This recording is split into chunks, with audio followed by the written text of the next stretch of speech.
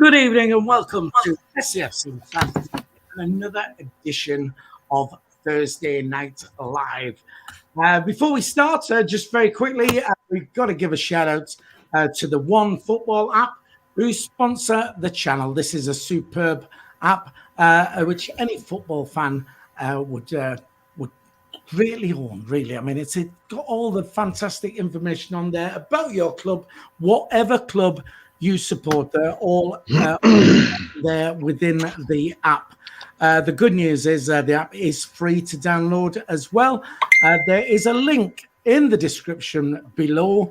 Just click on that and you can download the One Football app. And once again, a massive big thank you to them for sponsoring the channel. With myself, Philly, tonight, we have the mad mistake. Have you had a good day, Terry? Very busy. I've had my hair cut, been shopping, been for a run, been to work all day, so I finally sat down after my nice steak dinner. So, yeah. So it's nice steak dinner. Sounds good. Also, from way down south, we have Jacob. How you doing, Jacob? Yeah, not too bad, mate. Been a good day. Obviously been doing work and came back for a run not long ago. So, yeah, looking forward to tonight's show. Talk about the win on Tuesday. Fantastic. Right. And also, a guest who's becoming a bit of a regular on here now.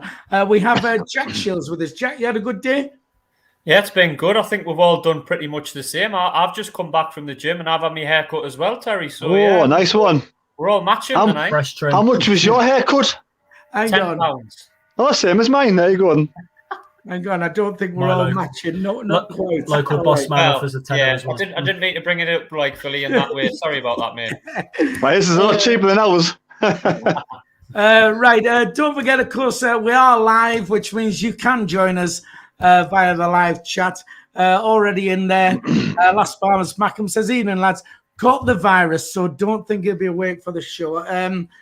Sorry to hear that, Las Palmas Mackham. Get well soon from all of us down here. Why, Johnny, Robert Foster, Will Allen, Alan Robertson, all in there today as well. Like I said, join us via the live chat if you want to join in the show. And I noticed down there, Tony Lee says, all right, Monkey and the lads. Right then, well, Tuesday night, away to Lincoln City, nice 2-1 win. Did you actually go down? I didn't know. I gave that one a miss. I was going to go down, but I changed plans, so I just watched it in the house. Right. Okay. Well, we'll start with you then. Overall performance. What did you think? I thought it was very good. I was very impressed. I know there's not a lot of kind of feeling or meaning attached to a lot of these games. I know we won it last year, but I think priorities very much lie elsewhere this season. But I was very impressed. I thought there was several standout players. I thought Dan Neil had a fantastic game in the middle of the park. He looked like he was mature, a real talent in the making. And I thought a few of the younger lads that maybe, myself included, one or two, haven't heard a lot of, really come on and did well. I thought Sonner in the middle of the park had a really good game. I thought the lad who came off the bench, Stephen Wern, who scored, he did okay. Harris made himself lively and was involved. So I think it just showed our strength and depth, Phil, the fact that we turned out what was really a weakened team. And I thought comfortably beat a team which, let's not forget, overcame us in the playoffs 6 months ago. So, I was really impressed. I thought the intensity level was there. The only slight thing was we didn't keep a clean sheet. It would have been nice if we could have kept that goal out at the end. But no, for a run out in that tournament, I was really impressed. I thought everyone had a good game. It was a good win. Right, fair enough. Jacob, how did you see the game? Decent performance. I thought we knocked it about very well. Obviously, I know the pitch disrupted that at Pompey and he made a lot of changes, but great to see some lads thrown into the starting lineup that we haven't really seen before, the likes of Harris, Taylor in there as well. And was it Ollie Younger coming back in at centre-back was good to see. And also Richardson at full-back. I thought he had a decent game, bombing up that right wing at times. And was it Patrick Almond? I thought also when he came on, he played a very good part in our second goal. So positive signs with a lot of these young kids being thrown in. I think I'd imagine he'd do the same next week against Man United under 21s in our final group game. I think Johnson's admitted he is going to put a similar team out. I think there could be a fine on the way for him doing that. I'm not sure what the rules are, but he's happy to take it. But yeah, happy to see these lads get a run out. Dan Neil, what a goal. Unbelievable strike. Right foot rocket from outside the box. Get that lad signed up on a new deal now. It's a must. He's, I would say, our most talented player at the football club now. It's the problem we've had at this club for many years, not tying down talented players on long-term deals. And that needs to change. Yeah, let me stop you there, Jay, because you've just gone through about the whole my questions on tonight's show there. So you're right. So I have more to say. I can win. I have more to say. I know I'm going to come on to Dan Neil anyway.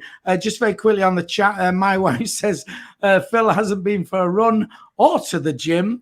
All right, thanks, babe. But I've been on a diet for about a good 3-4 months anyway. So also on the chat.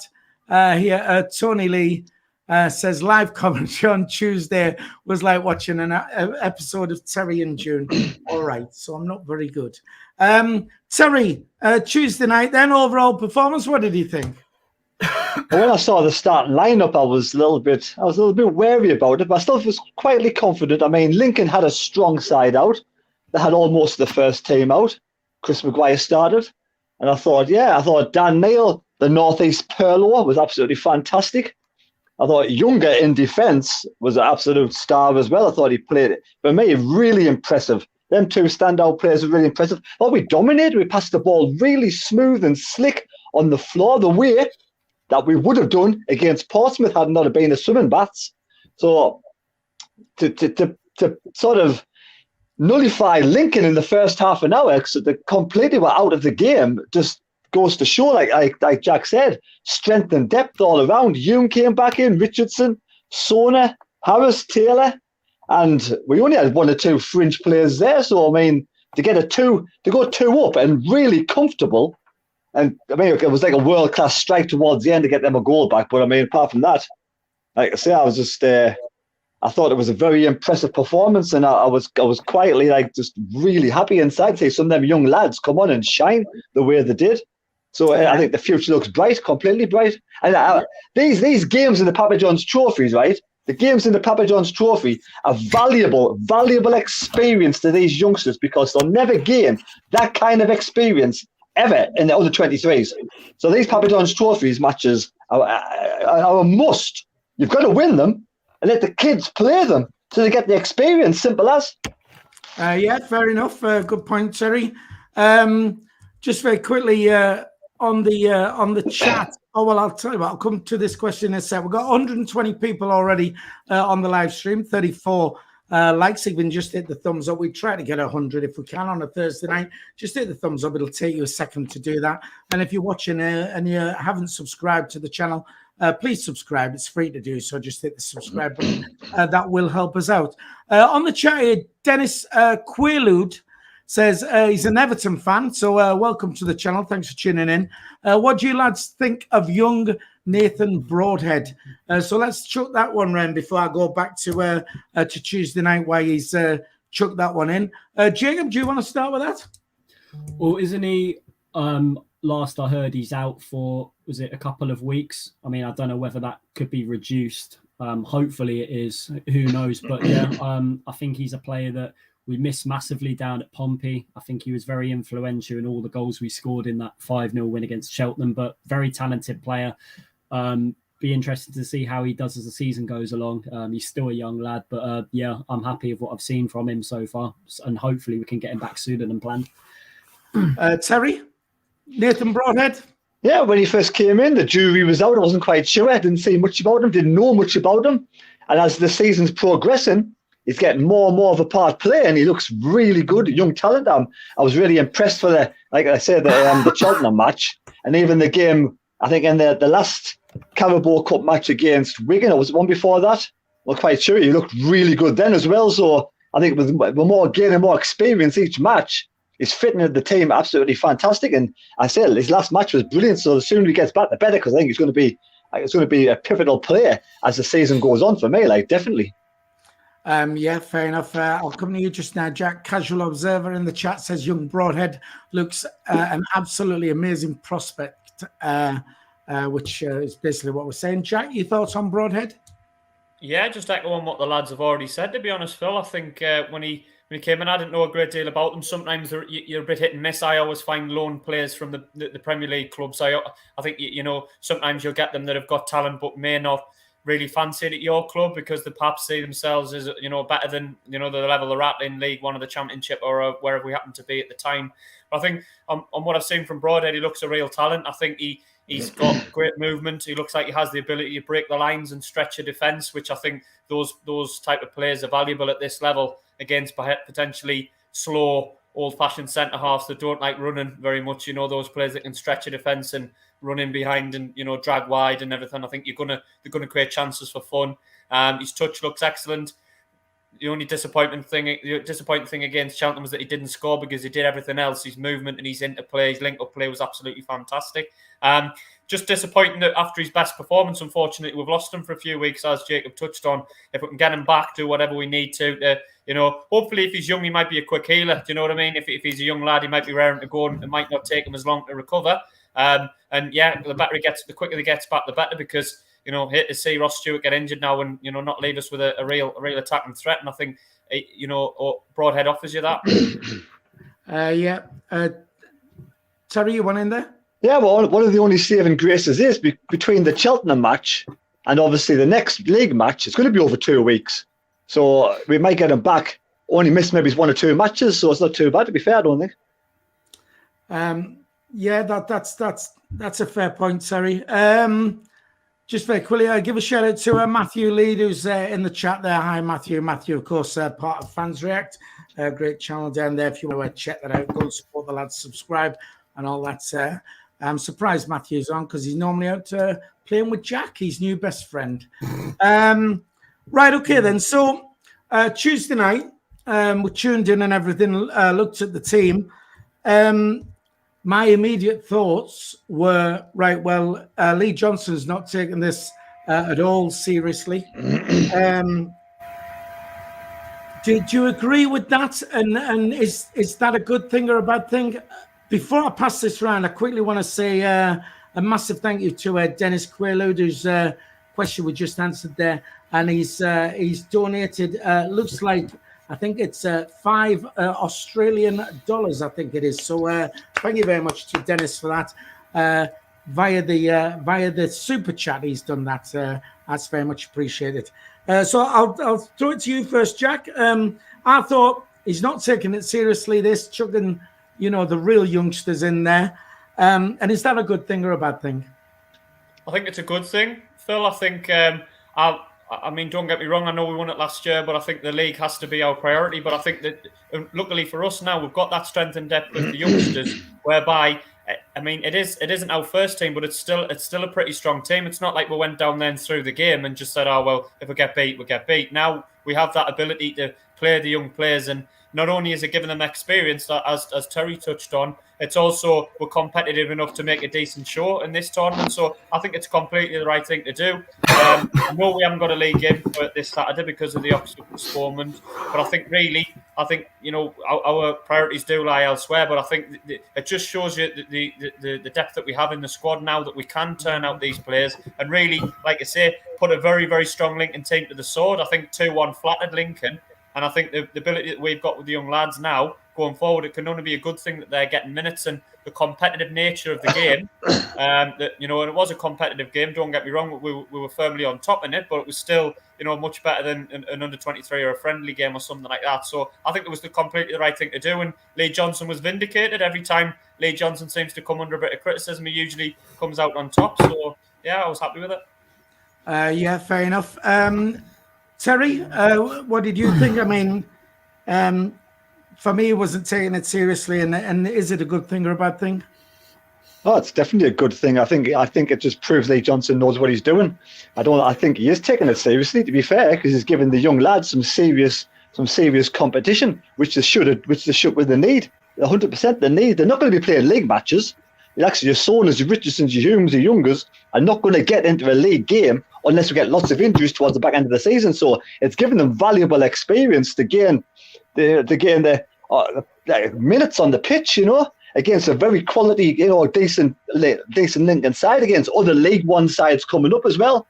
So I think he knows what he's doing. And I think, again, next week, he wasn't happy with the Man U game being on the Wednesday. So he's going to do exactly the same next week, which I 100% support. And I think we can go on, and we should go and try and win every single match in this competition with this kind of squad. Don't make us stronger as we go on. If the lads win the games, give them the rewards, let them reap the rewards, let them get into the next leg, next round, all the way through to the final. Right. Well, I'm gonna come on to that. Like you touched on the fact that I don't know if you saw the interview from Stephen Wen afterwards, and it was put to him, did it help the fact that he had a lot of these under 23s like teammates in the team as well? And he said, of course, it helped him because they play with each other, sort of, week in, week out, and so that was a plus thing. So again, you can look at it as another masterstroke, if you like, from Lee Johnson, not just putting one or two in, but putting as many as he did in, because these lads are, used to playing with each other. Jacob, what did you think? Is it a good thing or a bad thing that, Lee Johnson's viewed it, this competition as he has? I think it's a good thing, to be honest, Philly. I think he realises that I think this is one of the first few seasons we've had in a while where we've got so much squad depth, where why not? And I think we're now based around the club with the new philosophy we've got in place of building on from youth and developing them from the off. I think that's been the idea of, was it what Kirill Louis-Dreyfus wanted to achieve at this football club since he came in, and bringing in the director, Christian Speakman. I think they wanted to improve the potential in the academy. And I think this is a good starting point to get those minutes into these talented players. And I think over time, it will be something that will pay off, hopefully, and we'll see them make potentially a few first team appearances this season. Who knows? I mean, even if we go up, potentially some of them tied down on long-term contracts. So they need to start somewhere for this competition. Listen, we won it last season. I would say I'm all for it. Obviously, I know we want to win every game and we want to play to our full potential of winning the game based on our team selection, but I don't see anything wrong with it. Why not? We've got talented players. We've got a Category A academy, and we have proof of that with what we've produced and what we can show on Tuesday night. Right, fair enough, Jacob. Right, well, this one I want to put to you, which Terry just did touch on briefly there. Right, so Lee Johnson's decided that the pizza trophy is going to be taken as it is, and I agree. I mean, we are holders, but the priority has to be the league. So he's chucked these young kids in who've done a brilliant job for us. Let's say we make it to the final, right? Do we play the same sort of team? Bearing in mind, we'll get to the final. Fans would be allowed in the ground. I've never seen Sunderland win at Wembley. Do we actually play this team with these youngsters in and give them that reward if they make it to the final? Jack? I would say, yeah, Phil. I think I know what you're saying with, it'd be nice to win a trophy and it's a big game in a final, but I think if these lads have done the hard graft and getting to the final, I think give them the chance in the final. I think as long as those lads give a good account of themselves, I think we'd have a decent chance of winning it. And I think in terms of the experience, the young lads and academy players will learn a lot from that big game experience. A lot of players don't play. Well, some players may never play in a final, but some, if they do, are going to be later on in their careers. So to play in a big stage with a big crowd, I think can only be a good thing. And I think you have to give them that incentive.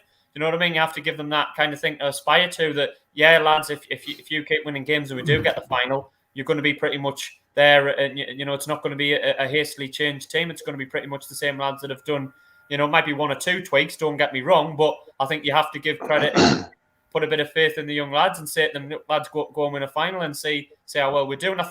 I know some Sunderland fans hate losing at Wembley, but if the young lads give a good account of themselves and maybe lost, then it wouldn't be as painful, I don't think.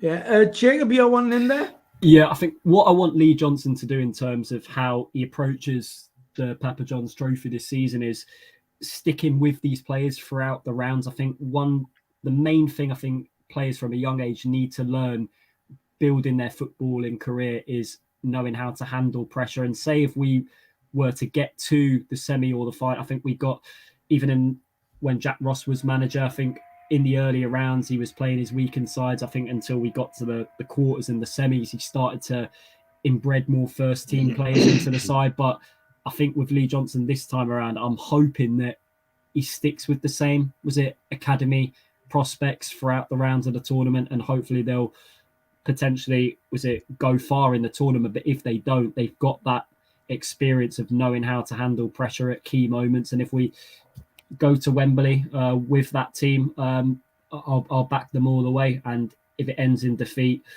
they'll come back stronger. But if they win, whoopie-doo. Hopefully we'll see them in the first team in the near future.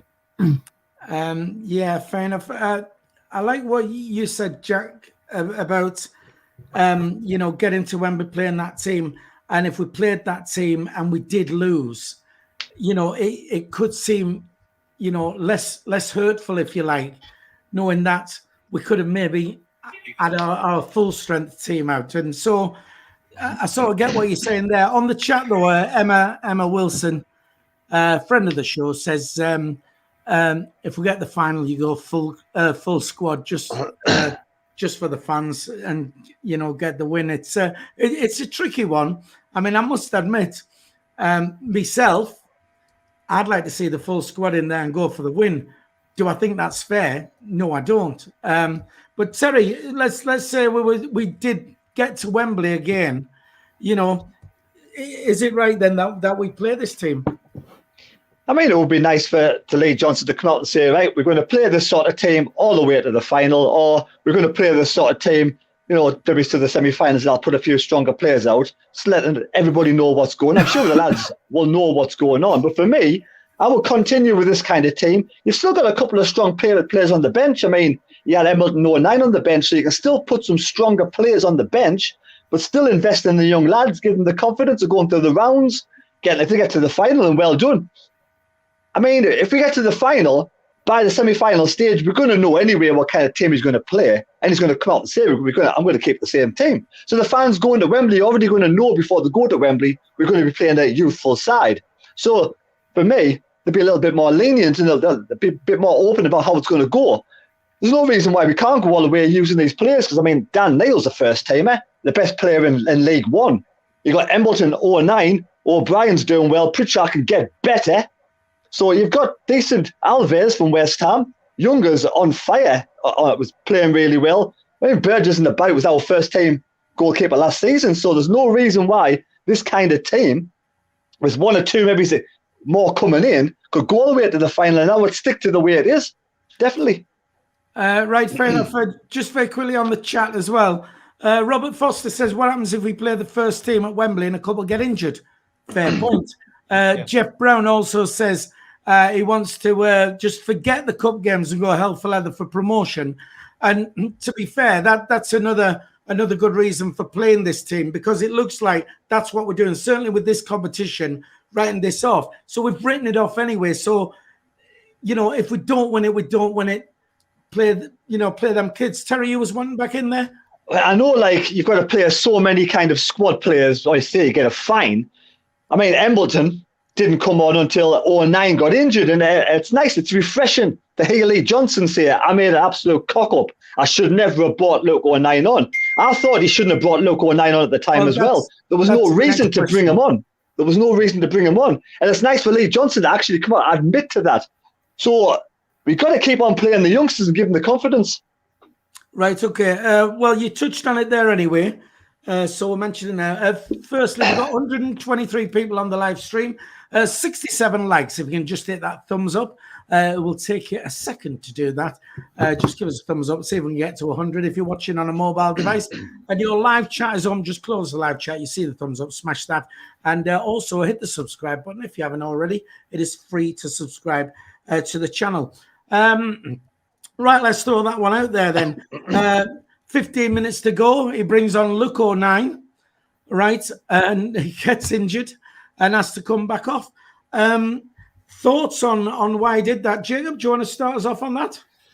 Yeah, a little bit strange considering, was it the problem he's had with his shoulder over the past couple of months? I mean, I thought when he was down injured on Tuesday, I thought it popped out of the socket once again. And I thought, oh, here we go. But Yeah, I think with Luke O'Nien, he's a player that can add more Sorry, energy to tired Jacob. legs. What? I think he got a knee in the side of the hip or something like that. I don't think it was it his shoulder? Was it not his shoulder? I don't think it was his shoulder. I think he got a knee in his side or his hip or something like that. Is what I think it is. But carry on. I think I was going off what I think. Watching it on the commentary, I think that's what Frankie and Danny first assumed, that it was his shoulder. But yeah, I think with Luke O'Nien, especially in games like that where you have got a lot of young players in there who haven't got the most experience in the world, I think Luke O'Nien, he'll just add that little bit of extra energy with tired legs. I think bringing him on is the right move. Personally, I think Luke O'Nien in the last few games he has started has not been at his best, to be honest. I thought he had a poor game down at Portsmouth, so it'd be interesting to know if Lee Johnson will potentially give him a spell out of the starting lineup in the next few games. But yes, it's still a decent player to have at the club, and look at the amount of positions he can play in as well. So for now, I would say, yeah, you handle him in the right way. But yeah, such an important part of our side. Right, fair enough. Just very quickly on the chat, Tony Lee says, O'Nien wouldn't have come on if we'd have had a game this weekend.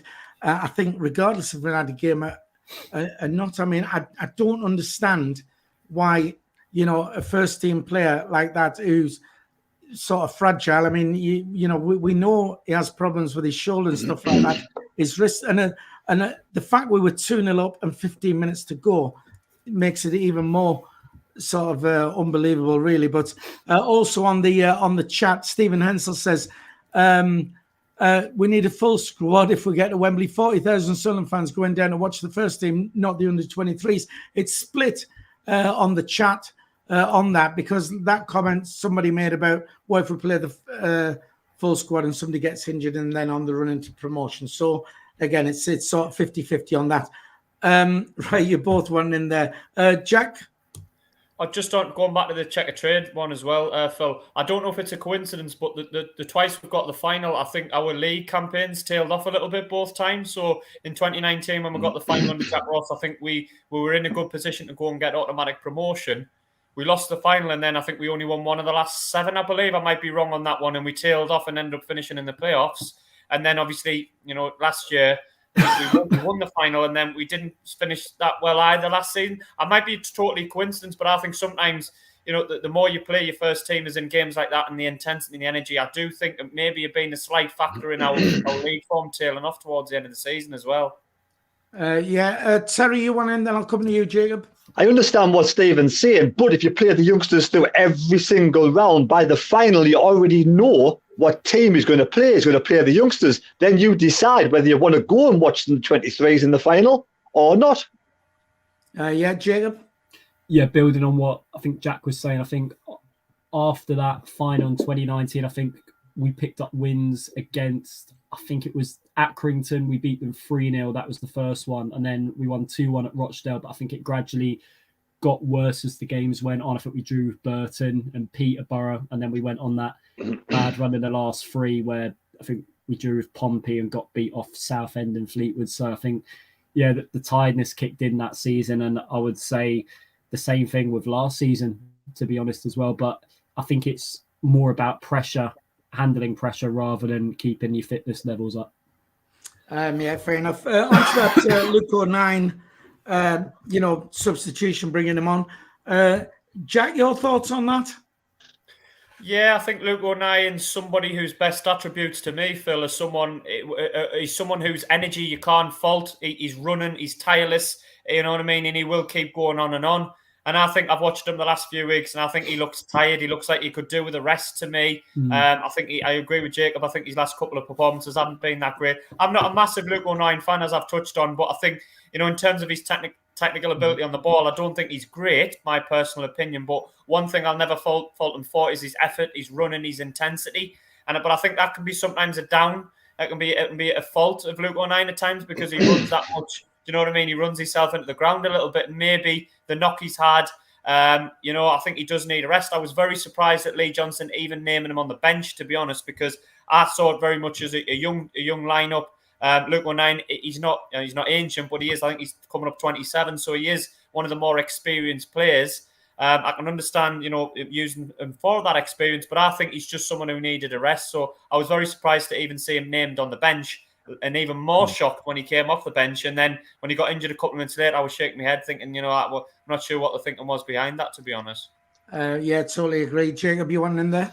Yeah, I think the main fault with Luke O'Nien, obviously, we as Sunderland fans, we love to see a player who's passionate, loves to get stuck in, like putting in high press on players from the off. But I think at times in key moments in games, he's too rash. I think one of his main faults is he gives stupid free kicks away on the edge of the opposition box. And I feel we're a team now that likes to play with a lot more possession from the start of games. I think if we're going to go by that, I think he is a better option coming off the bench and seeing games like helping the team win second balls and getting stuck in and seeing games out. But I think at times this season where we've had to drop deeper and potentially even put him at fullback because he has picked up yellow cards and because he's been such a key member of the side, Johnson, I think, has noted that and that we need to adjust our system so he doesn't get sent off in games. And I think that is what's let him down, I would say, particularly in the games I've watched of him this season. But he's still a terrific player to have in the team, particularly in all the positions he can play in. Centre-back,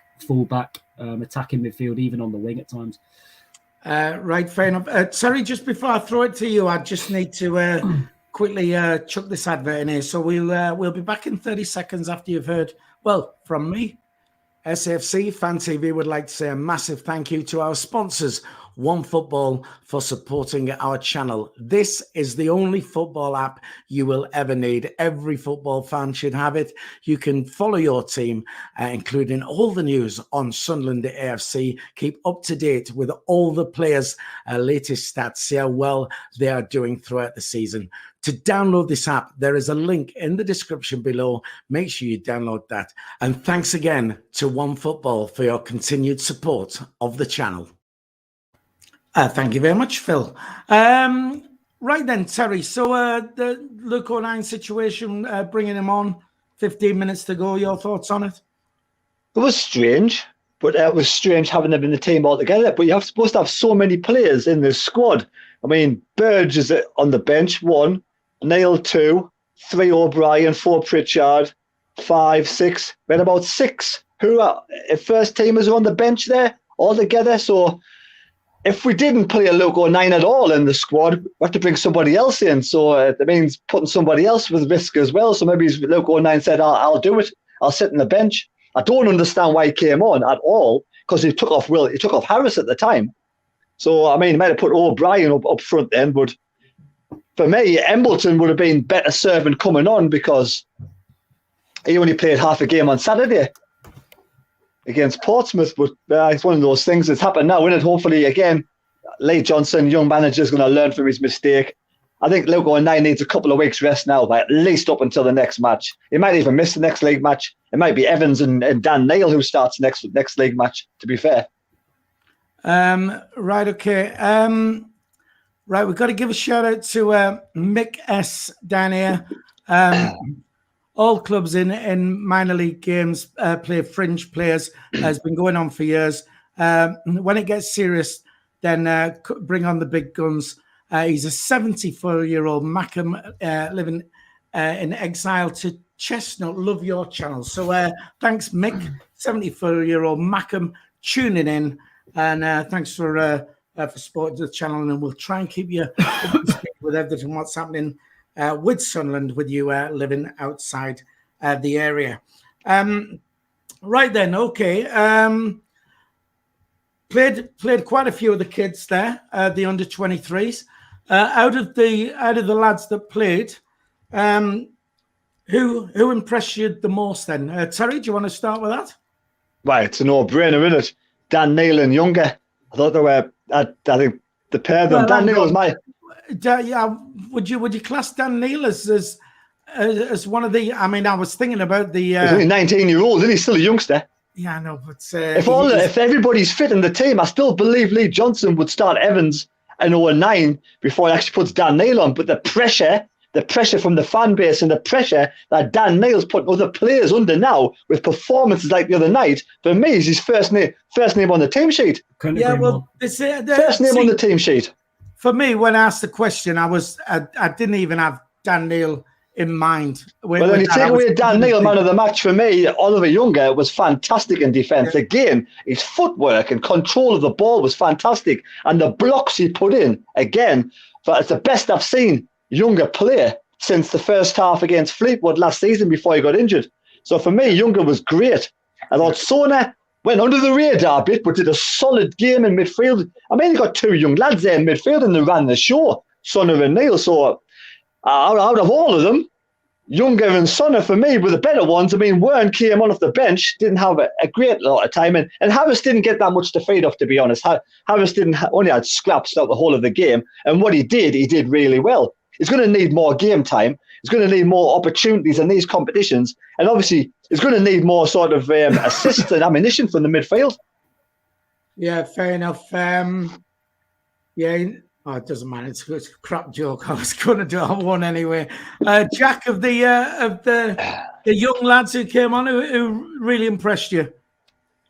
I mean, Dan Neil was one that screams out to me. But if you want to pick sort of new players, I know Dan Neil's been in the team a few weeks, hasn't he? So I'll try and focus on somebody else. But I thought Sonner did very well. But Younger looked solid and composed and you're comfortable on the ball, you know what I mean? It's not easy to come up against strikers at this level. And I thought he looked composed. He looked like he was just another game for him. That his ability to bring the ball out. I noticed that he did that on a few occasions. He brought the ball out with defence and almost acted like a third central midfielder alongside Sonner and Dan Neil. At times he was like another body in the middle. And I think the ability to have players that will bring the ball out from defence, it means you're more likely to control the middle, I think, because it gives you extra numbers and it gives you extra options. When teams are squeezing you, if you can get as many men in that area as possible, then it gives you more options when you're looking for a pass. So, I would say, I don't think any of the youngsters had a really bad game, though, Phil. I think sometimes, what I always look for in the young lads is, are they wanting the ball? Do they want the ball? Are they confident? Are they brave? And I thought all of them looked like they were willing to take it. And they're going to make mistakes. You know what I mean? They're not going to be the finished article at this age.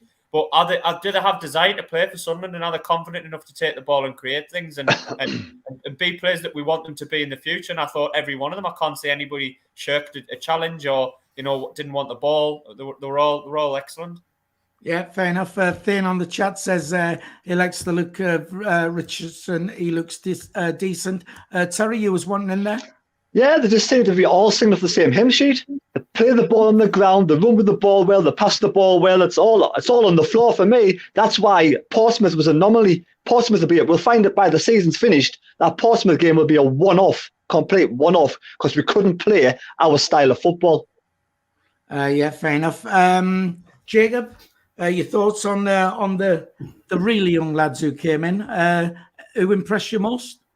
Well, the lad who I originally thought was Patrick Almond was actually Ellis Taylor on the right-hand side, and I thought he had a very good game, linking up with Pritchard in the middle and also providing the service to Harris up front as well and going on the counter-attack. I think he offered a lot of pace on that right-hand side, along with Richardson at right-back as well. I think he turned out to be a decent option. But what Jack said, Ollie Younger really composed on the ball at the back, playing alongside Alves, who potentially, I do feel sorry for Alves. We haven't really seen too much of him, particularly in the first team in the league this season. I think Johnson may look at the fact that even though we have grounded out a few results, we're still not keeping enough clean sheets. So could he turn to him? But Shona, really good. And also Denver Hume on the left-hand side. Great for him to get some minutes as well. Fair enough. My phone's on fire. Sorry about it. I don't know why. Then let's go to standout performer. Then I know it's it's a pretty easy one, but Jack, man of the match. Then Tuesday night standout performer. Sorry to be painfully obvious, but it has to be Dan Neil. I thought he was everything he did. It was like watching a top class Premier League player against you know what I mean, like a reserve team from the Championship or something like that. His touch, his passing, his movement, the way he was moving across the pitch was just fantastic as well. And I think he scored an absolute worldie of a goal. I don't think there'll be many goals in the tournament that will beat that. And did he get the assist for the second? I want to say he got the assist for the second. Am I right to say that? Was it him that put the ball in for the second one? I might be wrong. Well, I think he put the ball in, and then was it not O'Brien or someone went for it, missed it? I think it came off one of their players, and then it felt away. And Harris, I think, put it in. But another one where he put through, and we went through, and one-on-one with the keeper missed it. I thought that was a superb ball as well. That one he put in perfect, ran in behind, and his passing, his movement was just excellent. So it has to be Dan Neil. Yeah, fair enough. Just very quickly, Christopher Lee on the chat says the SAFC Academy needs a lot more praise bringing these lads on.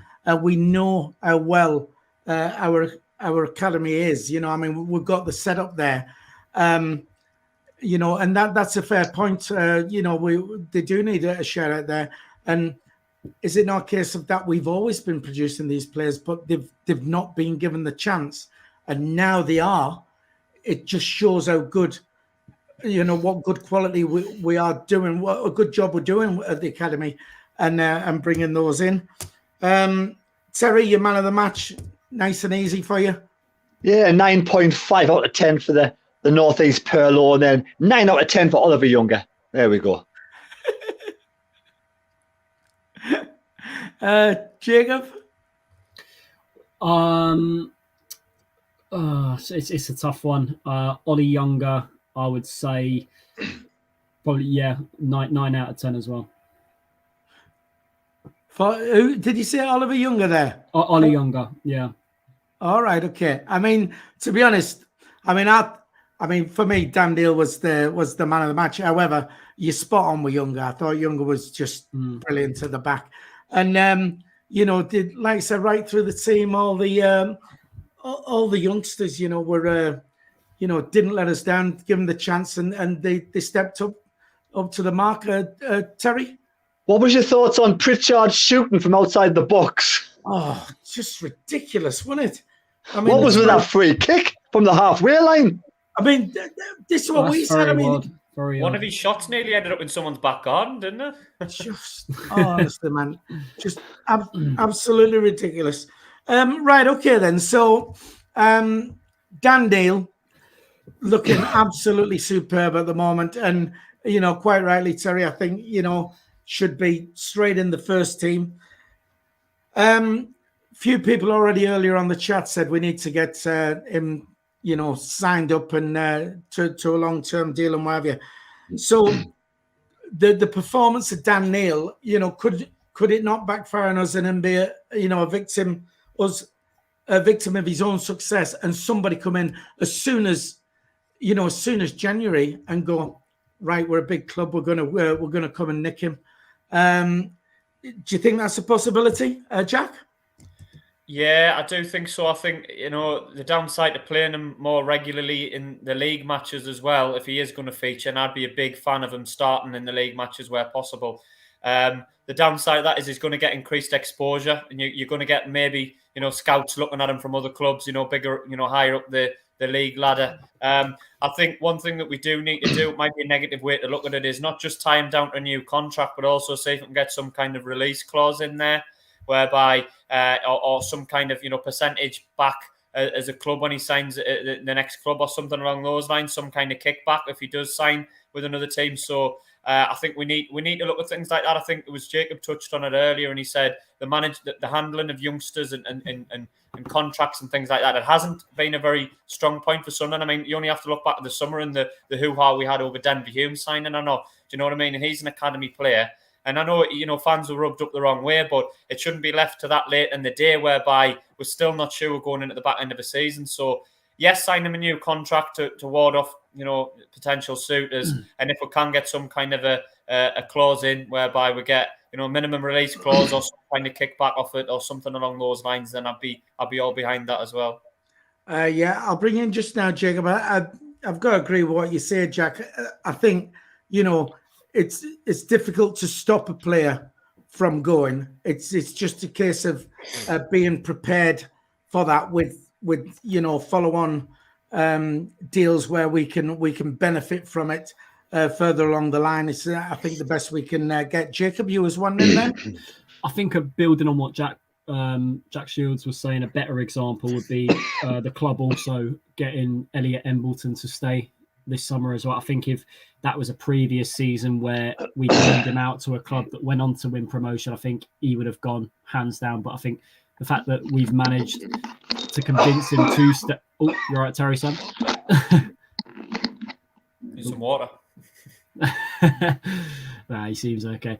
I think the fact that we've managed to get, was it Elliot Embleton's to stay, and the fact that we're playing in a division below Blackpool, which was the side that won promotion that he played for last season, just shows that I thought we have got the right team. Was it behind the scenes that have got the encouragement to say that we can improve you as young players even more. So I think it's a lot down to that. Right, fair enough. Just very quickly, Robert Foster on the chat says, we are a big club with a billionaire owner. What makes you think we'd accept any offer? I don't think it's about that. I think if a player wants to go, then... Why would Dan Neil want to go? Why? Why the fuck would Dan Neil want to go in January? Why? If he's the young lad watching Sunderland on the terraces all those years supporting a club he loves, why would he jump ship in January at the first opportunity? No way. He's going to be here for the full season at least. It's really pissing me off, that question. Oh, yes. Wow. Right. When I was 19 years old, I would have flipping loved to play for Sunderland. Yes. I would have loved it. I would never have left the club. Gone full skill, Jeff. I would love it if we beat them. Love it. Yeah. No references to them tonight, please. Listen, the thing is, I mean, I get what you're saying, and he's a young kid. He supports Sunderland. He's watched them from the terrace, and he plays for them. So why would he piss off in January straight away? But Because if sometimes a big win comes in from, let's be honest, bollocks, absolute bollocks. All of it's bollocks. He's not going to leave in January. No, listen. No, we're not saying he will, but there's a potential that people might be looking at him. That's all we're saying. Well, yeah, about to look at him. He's a class player, but he's not going to be going in January. Yes, There's no way he will leave this club from his own doing, Philly. Listen. Philly, he might get shoved out by the owner, which won't happen, but he would stay if he had the opportunity. Terry, you've got to look at Jordan Henderson, Jordan Pickford, Sunderland lads, Sunderland supporters, right? Leave halfway through the season. They didn't leave halfway through a season. Sometimes, an offer comes in that's too good to be true. It's as simple as that. Whether the lad would like to play, Bollocks. I mean, as a Sunderland supporter, of course he's not going to leave in January, Phil. No chance whatsoever, right? Simple as. Maybe, right, change the question. In 2 years' time, when we're in the Championship, not January, because it's coming up. He's just got the first team place. He's loved by the fans. The fans absolutely adore him. They'll be absolutely hell on if the club sold him in January. And I'll be leading the bloody parade as well. Right then. Thank you, Terry, for your passion. I don't even know where I am now. I'm lost. I'm totally lost. You've thrown us. Right. Yeah, I sort of get what you're saying in January, but I suppose I've worded the question wrong. Really. Margie left in January. Margie doesn't even care about the club. He's from London. He's not bothered about Sunderland. Right, okay then. Fair enough. I feel suitably told off there, Terry. Thank you very much. Right, okay. Right, what I was going to say then, because we haven't got a game now this weekend, and it seems ages since we're playing like these league games now. Should we not be chucking some of the first team in now when we play like Wednesday night against Man United for the Papa John's? Because you want to keep the fitness up and stuff like that. Is that a fair question or not? I'll go straight to you, sorry, because you can shoot it down if you like. I don't know, but Andy here says, "What a queen! I can sing Dancing Queen if he wants us to." Oh, nice singing. Here we go. Nice singing. I love a bit of ABBA. Oh God. What do you think then? First teamers in, so a few more first teamers in on Wednesday to keep them fresh. If that's the right word. What's the point of playing them on Wednesday when you play Saturday? Doesn't make any sense. I know, but they've had a bit of a long. So what? They're grown men. They're professional footballers. They should stay fit. 10 days, 14 days. It's not that long. I know. They should be fit as a fiddle. Get out there and just keep themselves in shape, man. Be perfectly fine. Right. Maybe it's the odd one on the bench, but what's the point of risking them? Right, okay. I'll tell you what, I'll scrub that question as a stupid question. All right, there you go. Stupid question. Quickly on the chat, says, my wife says I'm leaving in January. Thank you very much. Phil, if you reckon you got a stupid question, right? Yes. That just came out of Go on, Terry, what are you saying? If you think you have a stupid question, just come to me last. All right, okay, I will do. All right. Lots of support for you on the live chat there, Terry. Marion Trell says, well said, Terry. Different ones going there. Go on, Terry, lad. Terry. There's only one mad mistake. So lots of fans for you there. Just loving the passion of it all. Right, okay. Lee Johnson nominated for the September Manager of the Month award. So congratulations on that nomination. As is Winchester's been nominated for Player of the Month. Who's impressed you most this season out of our team? Then, I mean, obviously those two are, Winchester there is being put up for the September Player of the Month. Jacob? Well, I would say Winchester's definitely been the most improved player in the squad, but I would say from what I've seen and how much of an influential member he's been in the dressing room and the talent he's provided, I would say Dan Neil, superb. Right, fair enough. Jack, what do you think? So far this season, who's impressed you the most out of the team? Yeah, I was literally going to say exactly what Jacob said. Most improved player was Carl Winchester. I thought he might not really...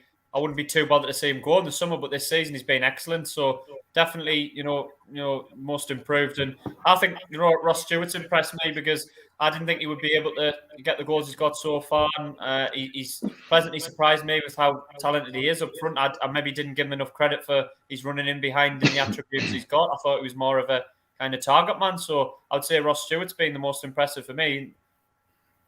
Right, fair enough. On the chat there, already. Thane is saying Flanagan. Peter Press is also saying Flanagan with Dan Neil and Winchester. So up to you, Terry. If we lost Dan Neil in January, it would absolutely break me. As a football fan of Sunderland. It would just break us. This was a stupid question. Just break us. I'm just saying that's why I got angry, because it would break us. Right, anyway, going back to that question you said, that was a better question, Phil, a better question anyway. Oh, thanks, most Terry. improved players, like Jack said, we've got Stewart's improved, Winchester, who was earned, I think, an Ireland call-up in this international break, which is well done, Carl Winchester. Been absolutely fantastic, a surprise package at right back. I think Doyle's been a find as well. When he came in, I never expected Doyle to be as good as he is for 17. I know he's 18 now, but he was only 17 at the time. And Flanagan has improved as well. I do like a bit of Flanagan's passion as well. He gets a bit animated and a bit heated. That's what I want to see from players, show a bit of heart and a bit of passion.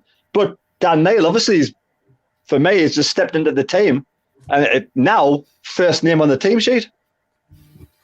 Right, yeah, I think a lot of people would agree with you there. There's a hell of a lot of people on the chat saying Flanagan, and we've got to hold our hands up. I mean, we've certainly back in the day we've given Flanagan some stick. I mean, he got the nickname of Flappy Flanagan, didn't he? On here amongst us. So I mean, your thoughts with Flanagan as well? He's coming up a lot on the chat, as we said, Terry.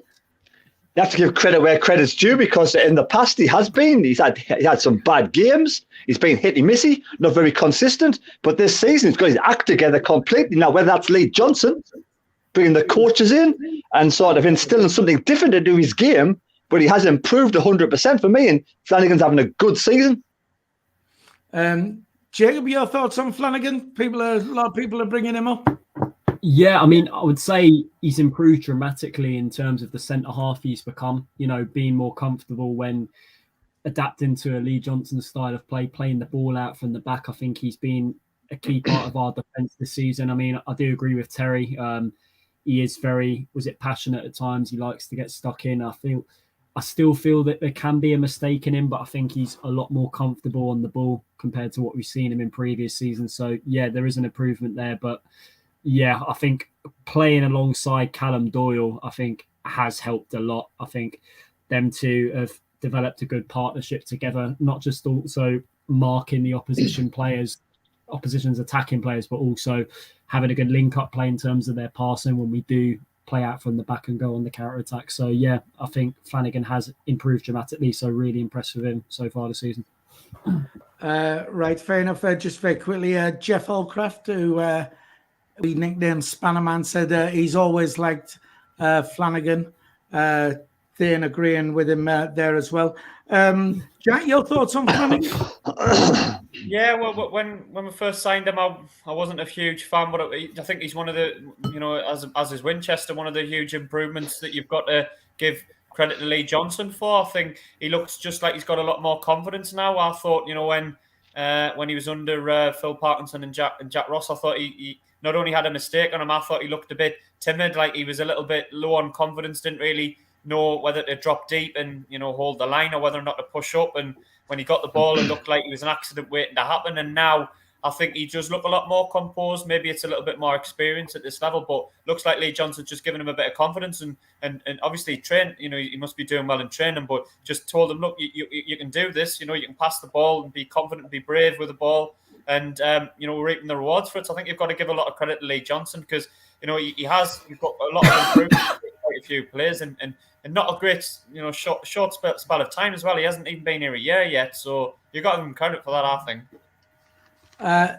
Terry, you want in there? Again, you have to give credit where credit's due. In January, and in the pre-season, he could have easily left, like the same as Charlie White left. He could have easily turned against the club and gone. But no, he stuck to his guns. He's proven the fans wrong. He's shown a lot of bottle, a lot of balls. And for me, I'm really pleased with his performances this season. I love someone to prove people wrong like that. To say, all right, I'm going to prove he's wrong. I'm going to get better as a defender. And he has. He's improved. Yeah, fair enough.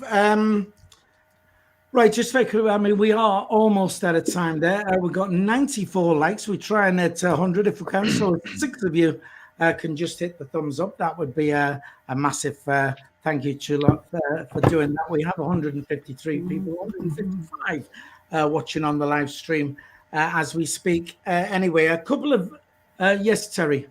I want to ask everybody, how many Sunderland players have been called up in this transfer, in this international call-up? Flanagan, Winchester. Corey Evans?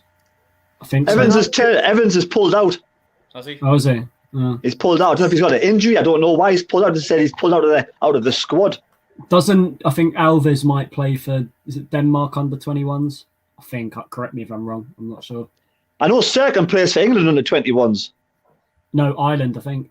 Ireland. It's Irish. Yeah. Yeah, I think there's a few been, for the under 21s have been called up though, haven't they? Does Dejato play for Germany under 21? Yeah, and I'm pretty sure, I think Huggins might have a few England under 21 caps as well. The man to give you the answers on here would be Thane, who's in the chat. I'm no doubt he'll know off the top of his head. Yeah, and it's not somebody else. I'm trying to think of somebody else who it is.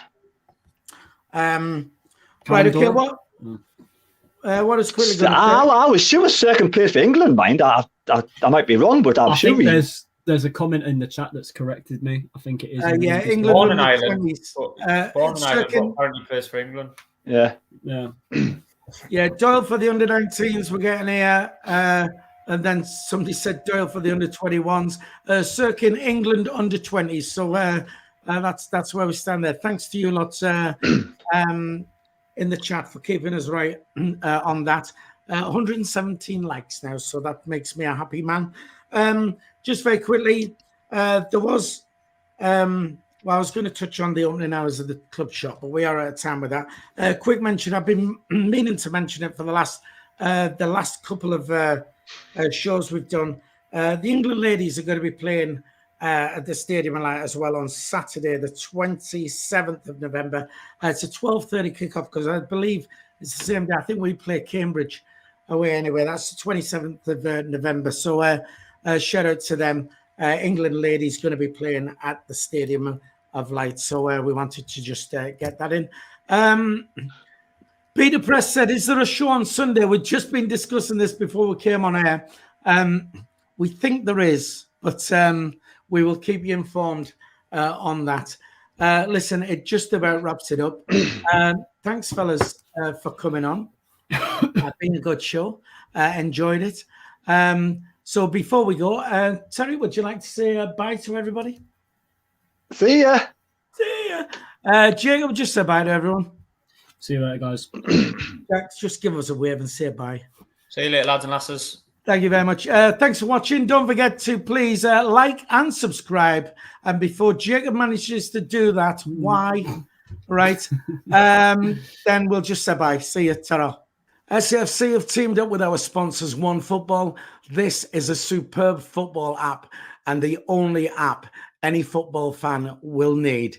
You can keep bang up to date with all the latest news coming out of your club. Transfer news when the transfer windows are open. See where you stand in the league. All the league tables are on there. Any information you need regarding football is in the app. You can download it for free via the link in the description. Do it now. And once again, thanks to OneFootball for sponsoring SAFC Fan TV.